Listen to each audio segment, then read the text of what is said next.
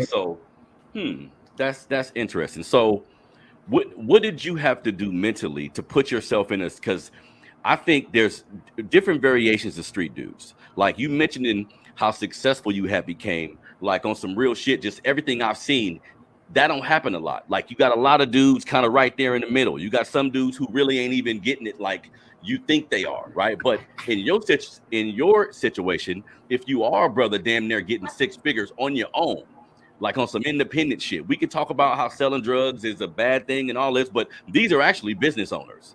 This is actually a business owner. You know what I mean? So being in that situation where you doing so well for yourself, what did you have to tell yourself when you got home? Okay, I'm gonna work. Okay, I'm gonna take this fucking $12 an hour, $10 an hour. How did you have to train your mind to go knowing that I can make one phone call and get right back to where I was? So what did you have to tell yourself mentally to resist that temptation? You know what I mean? It was an everyday struggle. I know, like I said, I ended up going back on a violation. You know what I'm saying? That was a different charge, but it's like to actually jump back there as deep as I was, it's like, nah, because I ended up getting, you know what I'm saying, going in for a confidential informant I was dealing with. So it's like the game's messed up. I can't trust nobody.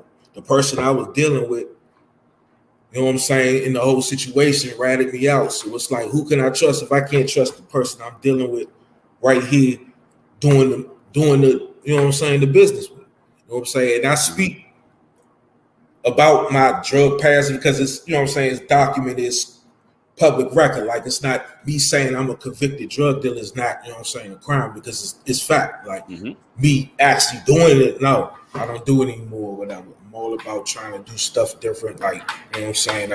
I sell cars on the side besides books, you know what I'm saying? Like I do different stuff. But it was like I always tried to do a different hustle when I came home. I tried to promote parties, manage little rap groups and models, just try to do something different, try to find a different avenue. I was always trying to find a different hustle, the next, you know what I'm saying, wave, selling cars, just something different, you know what I'm saying? And I think my mother, you know what I'm saying, my mother was like a big part of it because her eyesight started going bad years ago, and it was basically because of me.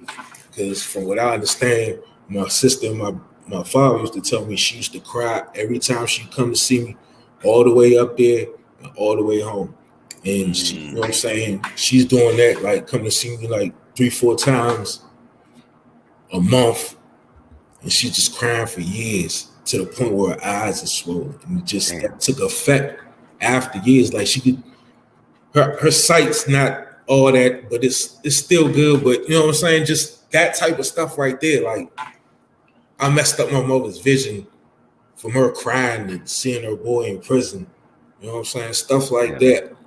Like me writing this book, it's probably like the actually first thing in my life I actually did that made my mama proud. You know what I'm saying? Like she was actually proud. You know what I'm saying? Not just faking it, not just saying it because she loved me or was a son. Like she was really proud of me. You know what I'm saying? That right there meant everything. You hear me? That right there, y'all, like, meant everything. So it's like it's an everyday struggle out here, though. You know what I'm saying? Like any slip, a cop having a bad day or anything, you know what I'm saying, could send you back. So it's like you just gotta keep God first, stay headstrong, and just stay on the straight and narrow. And you know what I'm saying? Definitely. Just keep doing your thing. And it's something important that you touched on that I want to talk about real quick. I think what a lot of people don't realize, like if you in the street doing whatever you're doing and you end up getting locked up and you got people around that love you, instantly you're not the only one doing time. Your mama doing time with you, your brother doing time with you, your kids, if you got kids, like they're going through the trauma of you being in this cage too. Whether they have to go see you caged up, whether they have to accept these phone calls where they listening to your shit and everything, like it's a debilitating thing that really it affects the whole family. Like when they put our men in jail, because I read a news article and did a story on my channel the other day, MOFO, about currently black men being the most unemployed individuals in the country. And they mentioned like we have like maybe 1 million less jobs as far as black men are concerned, opposed to an Asian man, a Mexican man, a white man. And what I told everybody I was talking to is it was designed that way. You know what I mean? Like when we look at all our brothers in jail, all the brothers in jail who, like you said, for weed or assault or a shooting or something, but these brothers got 50 years and 60 years, like they trying to throw us away. You know what I mean? So it's important that the young dudes get a grasp of that. Of course, racism exists, but you can't put yourself in harm's way. You know what I mean? Yeah, definitely, man.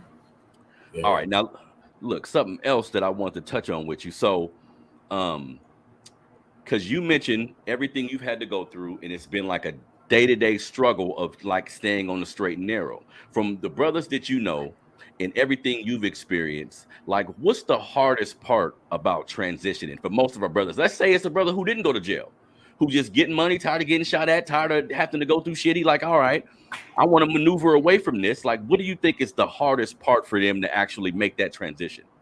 I think having a plan, like actually knowing what you want to do. You know what I'm saying? Like people just be like, okay, I want to stop, I want to do something. All right, well, what you want to do different? You know what I'm saying? Like, what's your plan? And people don't have a plan, or they come up with a plan and they're used to the instant gratification of hustling. So when it's not coming like that, like a business, like they'll tell you in school, like in order to see a profit on the business, you might wait 2-3 years.